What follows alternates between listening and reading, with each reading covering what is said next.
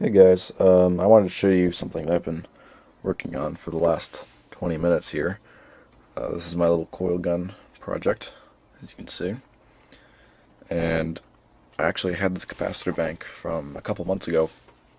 I bought, I don't know, 40 cameras or so from, I believe it was electronicsgoldmine.com.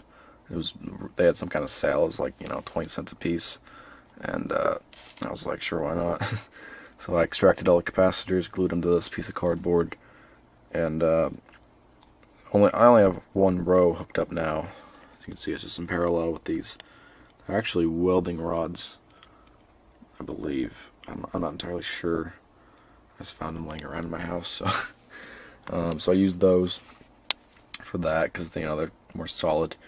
And I was originally just using this little charger from the camera itself with those two batteries, and then I had a little switch and everything. But that wasn't supplying enough power, and I originally thought this wasn't working. So I hooked it up to the big boy power supply there, and I'll probably pick up another one of these.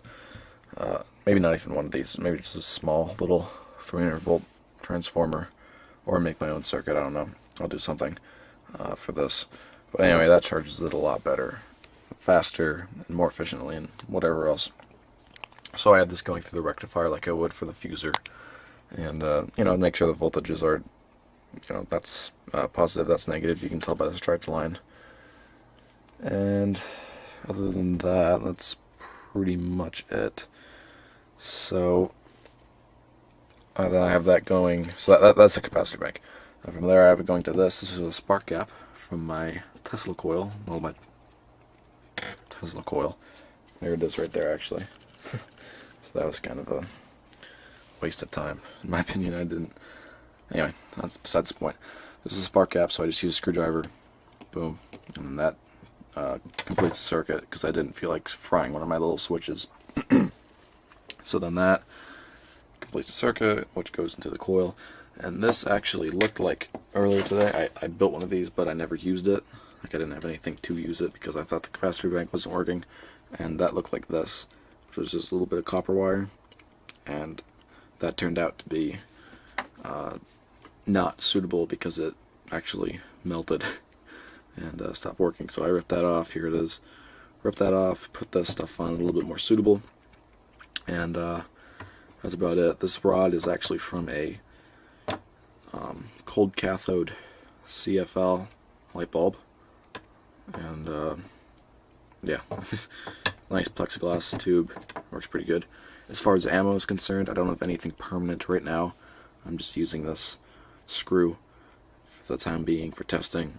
And obviously, if I had something bigger that actually fit in the tube, something actually about the size of the screwdriver in diameter, so you can see the difference in size there.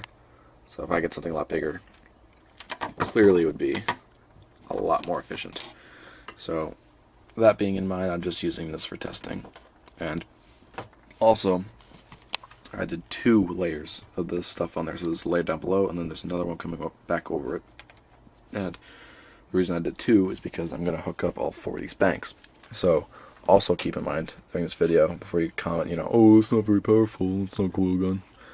Keep in mind that this is not only going to have the better ammunition, but it's also going to have the 3 more banks, so it's going to be 4 times as powerful. So with that being said, I will show you what I have so far. So I'm just using this little slinky for, actually I'll use this copper wire for shooting. There we go. So go ahead and charge it up.